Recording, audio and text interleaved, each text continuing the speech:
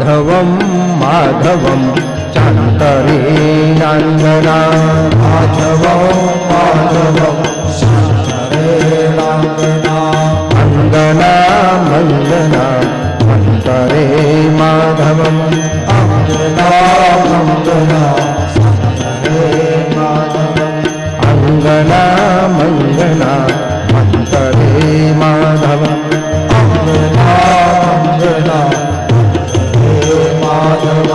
એક ગોપીને કૃષ્ણને એક ગોપી આવી કૃષ્ણને વિનવે છે, હે કૃષ્ણ કૃષ્ણ ભગવન મમ ચિત્ત ભૃંગો યાયા કદા ભવતશ્ચરણારવિંદે દેહાદિ પુષ્પવિરદા કૃપયા તદાનીં વીક્ષ્વસ્વ વામનયને ન નિજં પદાબ્જમ. ગોપી પ્રેમમાં હવે ગોપીઓના હૈયા ઉછળવા લાગ્યા છે. આ ગોપી પ્રેમનું બીજું ઉદાહરણ. હે કૃષ્ણ કૃષ્ણ ભગવાન, હે પ્રભુ, મમ ચિત્ત ભૃંગો, આ મારું મનરૂપી ભમરો છે ને, એ આપના ચરણમાં ક્યારેક આવે એવું મને ગોઠવી આપ. શરણાગતિ ભાવ આવી ગયો, હું નહીં લાવી શકું, મારી તાકાત નથી પ્રભુ, હું તારી પાસે મારું મન લાવી શકું, પણ તું એવું કંઈક ગોઠવી આપ કે મારું મનરૂપી ભમ ક્યારેક તારા ભ્રમર છે એ તારા ચરણમાં આવીને બેસી જાય. દેહાદિ પુષ્પ વિરત કૃપયા તદાન. અને એ પ્રભુ ત્યારે મનરૂપી ભ્રમર આવે ત્યારે આ દેહ પણ ત્યાં આવે. જેમ પેલા પુષ્પ ઉપર કીડો બેસીને પ્રભુના ચરણ સુધી પહોંચી જાય, એમાં દેહરૂપી પુષ્પ ઉપર મારો મનરૂપી ભમરો એ આપના ચરણમાં પડે, ચરણમાં સ્થિર થઈ જાય. અને તે સમયે બીજું કાંઈ ન કરો કૃષ્ણ, તો એક કામ કરો, વિક્ષસ્વ વામનયને નિજમ પદાબ્જમ. તમે ખાલી તમારા વામ નયનથી, તમારી ડાબી આંખ છે ને, આ વામ ચક્ષુથી કેવલ આમ કટાક્ષ કરશો ને તો એ મારું જીવન ધન્ય થઈ જશે. હું આપના ચરણમાં પડી હોઈશ અને આપના ચરણને ખાલી ડાબી આંખથી જોશો તો એ મારું જીવન ધન્ય બની જશે. સંજગૌ વેણુના દેવકી નંદના, સંજગૌ સંજગૌ વેણુના દેવકી નંદના,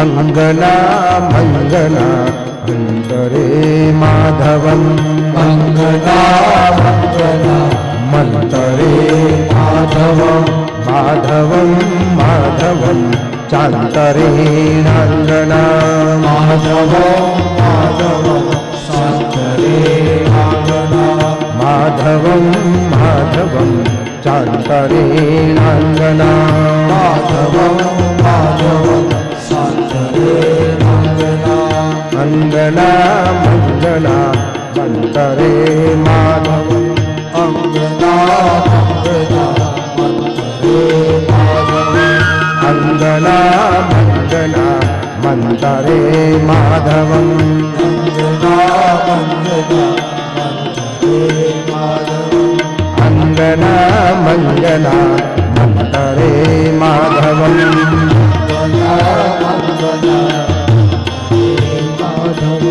ભગવાન કૃષ્ણ એટલે શું? પુંજીભૂતમ પ્રેમ ગોપાંગનાનામ. ભગવાન કૃષ્ણ એટલે પ્રેમનો પુંજ, પ્રેમનો ઢગલો, જે ઢગલામાંથી ગમે તેટલું લઈ જાઓ ખૂટે જ નહીં. જેમ સમુદ્રમાંથી ગમે તેટલું પાણી લો તો પાણી ના ખૂટે, એમ કૃષ્ણમાંથી ગમે તેટલો પ્રેમ ખેંચો પણ પ્રેમ વધતો જાય, ઉછળતો જ જાય, એની લહેરો લહેરાયા કરે. આનું નામ છે કૃષ્ણ ને ગોપી પ્રેમ.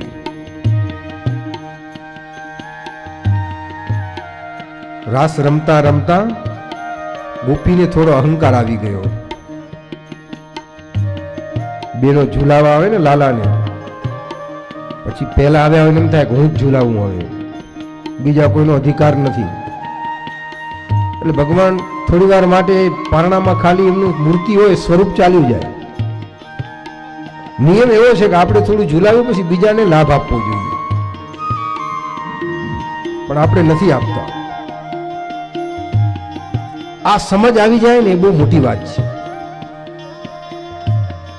ભગવાન કૃષ્ણ કે બનાવે મારે થોડી અક્કલ આપવી પડશે. પ્રભુ ગોપીઓના મધ્યમાંથી દૂર થયા. દૂર થયા એટલે એમના હૈયા તડપવા લાગ્યા.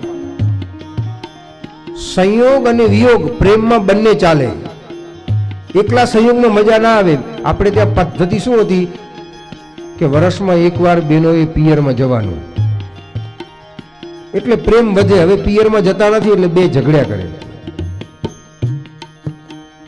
પિયરમાં જવાનું શરૂ કરો પછી જો બેનો પ્રેમ વધશે. એમાં નવા નવા પરણેલા હોય ને, અને કોઈ દીકરી એના પિયરે આવી હોય, ચોખા વીણતી હોય, તો ચોખા જે થાળીમાં વીણતી હોય ને એ થોડી વાર મશગુલ બની જાય, પછી ને એના પતિનું સ્મરણ થાય એટલે ચોખામાં એનું નામ લખી નાખે.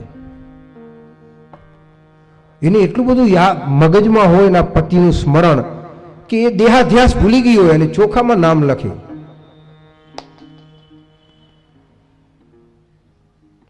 આ પ્રેમ છે. જેમ વ્યવહારિક પ્રેમ છે ને, એમ ભગવાનના ઉપર વ્યવહારથી ઉપર ઉઠી જાય પ્રેમ, ત્યારે ભક્તિ બની જાય. પણ આપણો વ્યવહારિક પ્રેમ બી ગયો. કેમ ઉછળે? એમ ગોપીઓના હૃદય ઉછળવા લાગે. કૃષ્ણ ક્યાં ગયા? વિરહમાં એટલા તપ્ત બન્યા. અને જ્યારે જ્યારે માણસ દુઃખમાં હોય, વિરહમાં હોય, ત્યારે શું કરે? એ ગાવાનું શરૂ કરે. બે વસ્તુ માણસ શરૂ કરે, કાં તો પીવાનું શરૂ કરે કાં ગાવાનું શરૂ કરે. પીવાનું શરૂ કરવાવાળા બધા નરકમાં જાય છે, અને ગાવાનું શરૂ કરે એ બધા સ્વર્ગમાં જાય છે. તમે ગમે તેવા દુઃખમાં આવ્યા હો અને મધુર સંગીત આવું સાંભળો, થોડી વાર માટે કોઈ એવી ક્યાંય મોકો ના હોય તો એવી સીડી મૂકી દો અને પછી એને શ્રવણ કર્યા કરો. કોઈ કથાને સાંભળો. તમારું દુઃખ છે ને, એ દુઃખને ધીરે ધીરે તમને દુઃખમાંથી બહાર લઈ આવશે. આટલી તાકાત છે. આ આપણા ઋષિ મુનિઓએ જે શાસ્ત્રો લખ્યા છે બહુ વિચારીને લખ્યા છે. માણસને કીચડમાંથી બહાર કાઢવા માટે, માણસને દુઃખમાંથી બહાર કાઢવા માટે. આ સંગીતમાં પણ એ જ તાકાત છે. તમે એને સાંભળો, દુઃખ સમયે દુઃખથી બહાર નીકળી જશો. ગોપીઓએ ગાવાનું શરૂ કર્યું. જયતિ તેધિકમ જન્મનાગ્રજા શ્રયત ઇન્દિરા શશ્વદત્રહી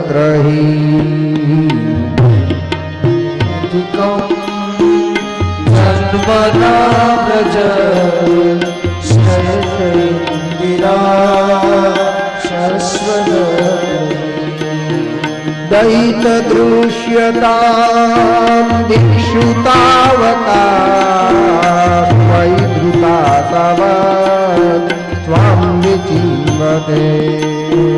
દૈત દૃશ્યતામ દિક્ષુ તાવતા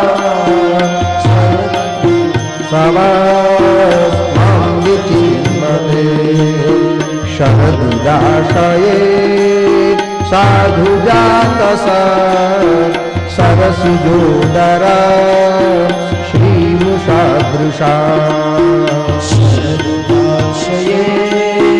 સાધુ જાત સરસિજોદર શ્રીમુષાદૃશા.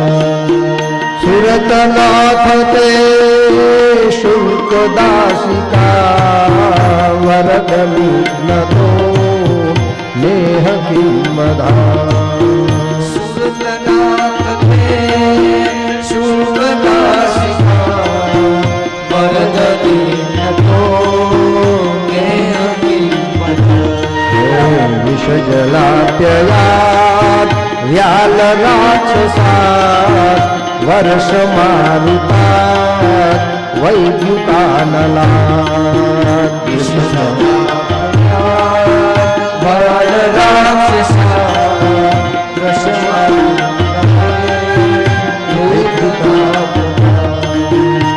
समयात्मजा विश्वतो भयात् वृषभदेवयं रक्षितानो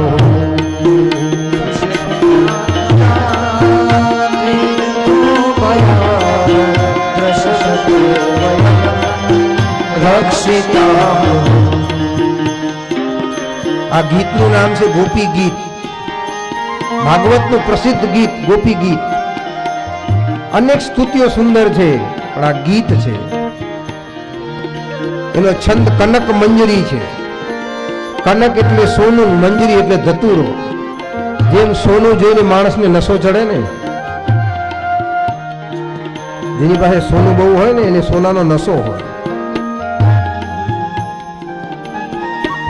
અને ધતુરો કોઈકને થોડો ખવડાવી દો તો એનો નશો જલ્દી ઉતરે નહીં.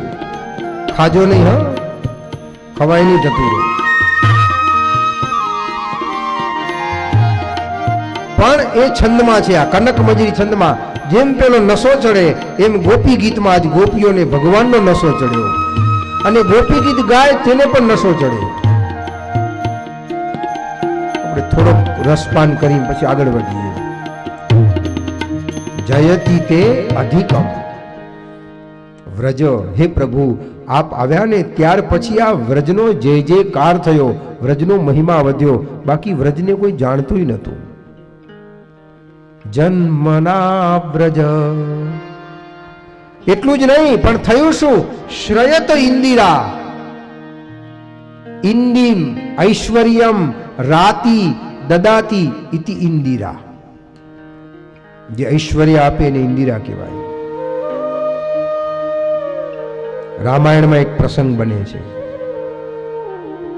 રાવણ પાસે એવી શસ્ત્ર વિદ્યા હતી, ભગવાન રામ પાસે પણ નથી. એવા મંત્રો હતા એની પાસે. રાવણ એક તીર છોડે એટલે જેટલા ભગવાન રામના યોદ્ધાઓ એ બધા સીધા અયોધ્યામાં પહોંચી જાય. બીજું બાણ છોડે એટલે બધા યોદ્ધાઓ કિષ્કિંધામાં પહોંચી જાય, સુગ્રીવને ત્યાં. રામ વિચારે કે હવે કરવું શું મારે? રાવણ પાસે મારતો નથી, એક તીર છોડે એટલે બધા સીધા લંકામાંથી અયોધ્યા ભેગા છે. દુનિયામાં આજ કોઈ એવું યંત્ર કોઈ શોધી શકે? ગમે એવી મિસાઇલો હોય, એક મને મારવાનો નહીં અને એમને જીવતો ને જીવતો બીજા દેશમાં ફેંકી દેવો 2 ક્ષણમાં. એ કેટલું મોટું આવિષ્કરણ હશે આપણા દેશનું. અને રાવણ અને કુંભકર્ણે શોધેલું. એટલે કુંભકર્ણની જ્યારે કથા આવે ત્યારે આપણે એવું સાંભળીએ ને કે 6 મહિના કુંભકર્ણ સૂઈ જતો હતો અને 6 મહિના પછી ઉઠીને ખાતો હતો. એવું નહોતું. કુંભકર્ણ સૂતો હતો એટલે કુંભકર્ણ 6 મહિના સુધી પાતાળ લોકમાં જઈને, અમેરિકામાં જઈને બધા આવિષ્કરણો કરતો હતો. ત્યાં પાઠશાળાઓ ચલાવતો હતો. એટલે આજે દુનિયામાં સૌથી બીજા દેશ ગમે એટલા ધમપછાડા કરે, પણ અમેરિકા પાસે જે યંત્રો છે આખા વિશ્વને 100 વખત ખતમ કરી શકે એટલી તાકાત ધરાવે છે. આ ક્યાંથી આવ્યું તો કે કુંભકર્ણ છે ને એ 6 મહિના ત્યાં જતો હતો. એ ભારતની એના પર કૃપા છે. બાકી 6 મહિના ઊંઘી જાય, કેટલું એને જ્ઞાન હતું એ કુંભકર્ણને. પણ કથાઓને એવી રીતે વર્ણવી એટલે આપણે એને પકડી રાખી. એનો તાત્વિક અર્થ જાઓ એટલે સીધું જ. અને ત્યાં તમને ઘણું એવું જૂનું જૂનું ક્યાંક એવું મળી જાય અંશ. આપણને લાગે કે ક્યાંક આપણી સંસ્કૃતિ એ ધબકતી હશે ક્યારેક. ત્યાંના જે ઓરિજિનલ લોકો છે એને જુઓ ને તો એમાં થોડુંક આપણું ભારતીયપણું જોવા મળે.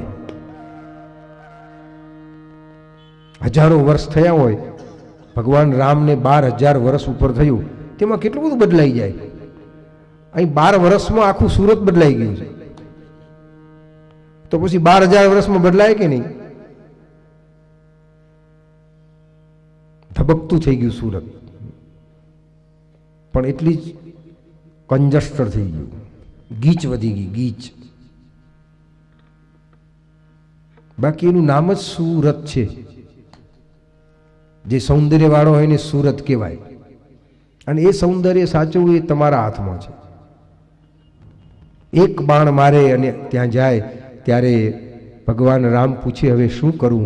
નારદજી આવ્યા કે સીતાજી પાસેથી મંત્ર લેશો ને તો સીતાજી પાસે એવો મંત્ર છે, એ તમને મંત્રનું દાન કરે અને એ મંત્રના દ્વારા તમે મંત્રનો પાઠ કરો, પછી રાવણના બાણની તાકાત નથી, રાવણના કોઈ શસ્ત્રની તાકાત નથી કે તમારા યોદ્ધાઓને દૂર કરી શકે.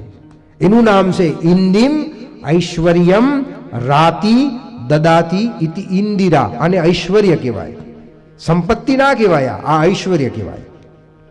આપણે આશીર્વાદ આપે ત્યારે બોલે ને શ્રીરસ્તુ આયુષ્યમસ્તુ ઐશ્વર્યમસ્તુ, એ બધું ઐશ્વર્ય કયું?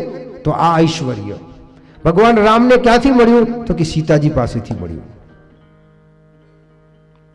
ઇન્દિમ રાતિ, ઇન્દિરા એટલે લક્ષ્મીજી. શ્રયત, પણ અહીંયા વ્રજમાં કેવું થયું કે કૃષ્ણ આવ્યા એટલે ઉપર વૈકુંઠમાં બેઠા બેઠા લક્ષ્મીજી